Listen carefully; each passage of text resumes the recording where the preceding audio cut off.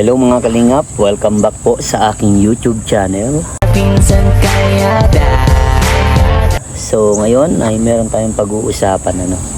Andito ako sa Basud, sama ko yung aking padihin. So ayan, nakakalungkot lang dahil meron tayong nabalitaan about kay Pading Edu.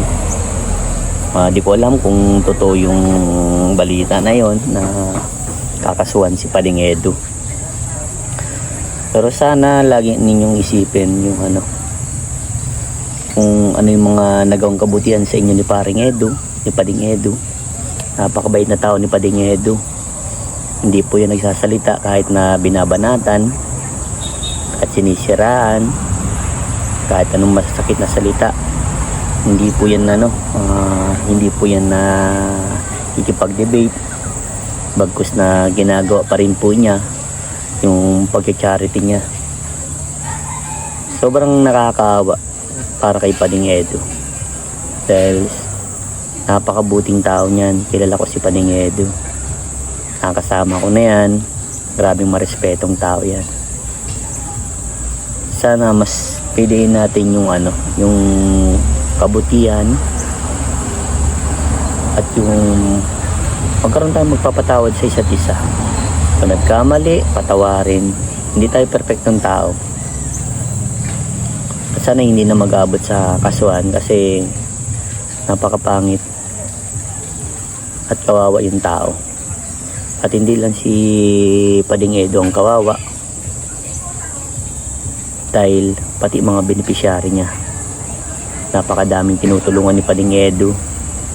Napakasimpleng tao lang ni Pading Edu, pero ang daming mapanghusga para sa kanya. Sana isipin pa rin natin yung mga ginawang kabutihan ni Pading Edu. Pati din para sa akin, kahit nga ako kaibigan Padi, nalulungkot si Pading Edu pa kaya. Hindi lang makapagsalita si Pading Edu, pero mararamdaman mo kung ano yung mga gusto niya sabihin, diba? Sana magkaayos na, yung wala nang gulo, wala nang issue, yung tipong okay na, magmahalan na lang po tayo mga kalingap. At sana isama natin sa ating dalangin si Pading Edu na malampasan niya kung anumang pagsubok ang dumarating sa kanyang buhay. Napakahirap po yung ganun. Alam ko na someday magiging okay din ang lahat. At yun, Pading Edu, kaya mo yan. Andito lang kami, mga padi mo, mga kaibigan mo, na sa likod mo lang kami. Kung ano ang pagsubok ang dumarating sa buhay mo, kaya mo yan. Kumbaga mas piliin mong magpakumbaba at pray ka lang na sana maging okay ang lahat. Kaya yan. Sabi nga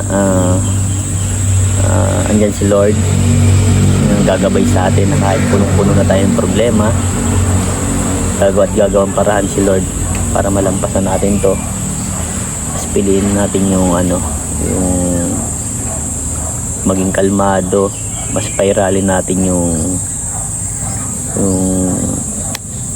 pagiging professional natin. Alam ko professional ka, graduate ka din. Mas isipin natin yung ikabubuti at yun, laban lang Pading Edu. At sana sa mga supporters ni Edu,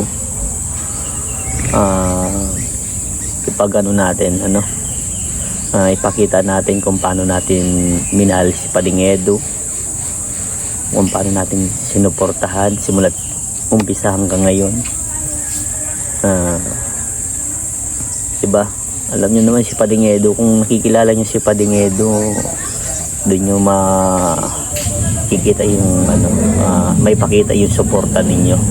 Gaya din sa amin, kung gaano nyo kami kamahal, kung gaano nyo kami sinusuportahan, ipakita nyo po, lalo na sa mga dito sa comment section, pakita nyo kung gaano nyo kamahal ang isang taong iniidolo nyo. Sa ngayon, kahit ako di ko din na alam kung ano yung iniisip ni Pading Edo, dahil sa syempre mabigat yun eh, mabigat. Hindi basta-basta pag meron ka ng kaso.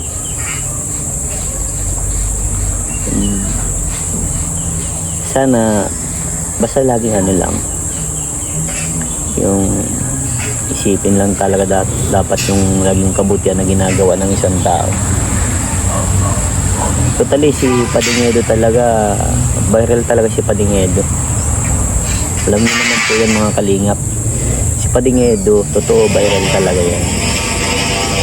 Dahil kahit sinong ilabtin kay Pading Edo nagiging viral. Totoo yan, real talk yan. Grabe. Parang kahit kaibigan pala maapektuhan din. Siyempre para kaming magkakapatid na yan eh. Talagang iba din yung samahan namin. Kaya sana pag-isipan mabuti. Pag-isipan mabuti. Yun ang pinaka dapat mag-isip ka ng daang-daang beses o higit pa. Pero para sa akin, mas pipiliin ko lagi yung kabutihan na nagawa sa akin ng isang tao. Kung paano niya ako natulungan. At sa ngayon, grabe, apektado din kami. Siyempre kaibigan namin yun. Hindi naman pwede mong pabayaan din si Pading Edo. Para sa akin, wala namang ginawa sa akin si Pading Edong pagkakamali.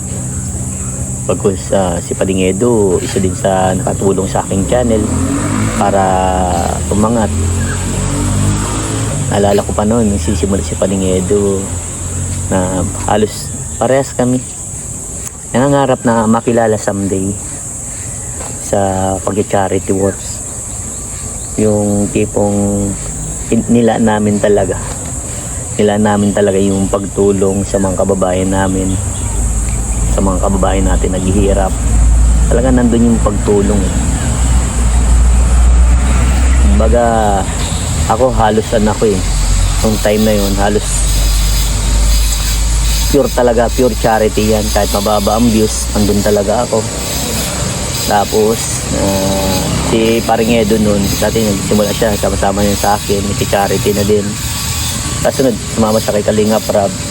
Kasi yung unti-unting na si Edo, yung nakilala na, nag-back to charity na yan.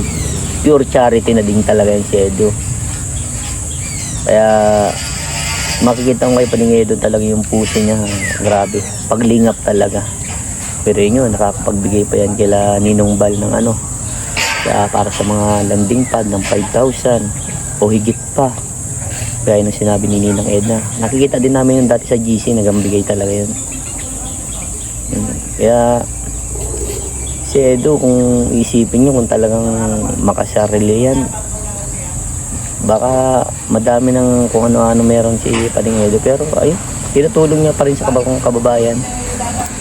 Kaya lang, na i-share ko lang itong ganito kung gaano kabuti para sa akin si Edo. Kaya Edo, kaya mo yan Padi. Naniniwala ako na mabuti kang tao. Naniniwala ako na yung puso mo ay pagtulong. Naniniwala ako sa'yo na ikaw ay may takot sa ating Panginoon. Sana malampasan mo ito Padi. Kung meron ka mang mabigat na problema, sabihin mo lang, andito kami mga kaibigan mo, andito kami mga K-boys na talagang parang kapatid mo na.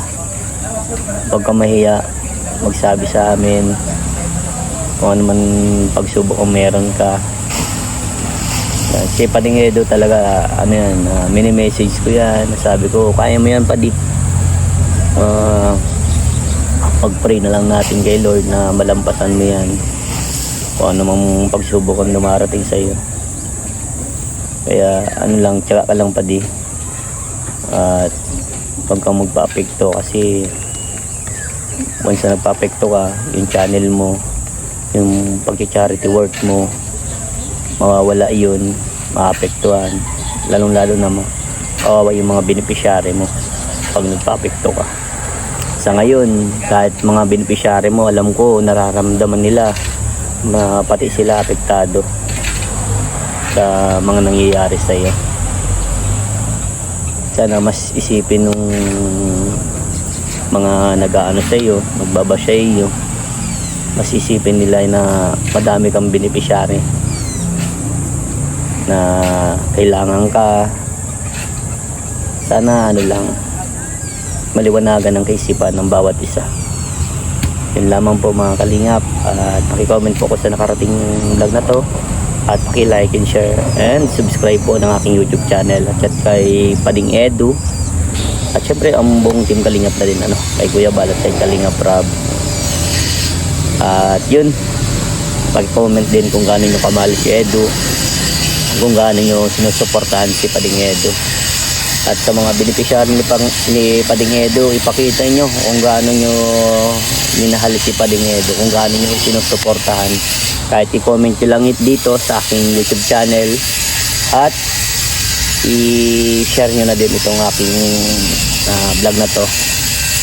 At yun, God bless everyone. Bye bye po.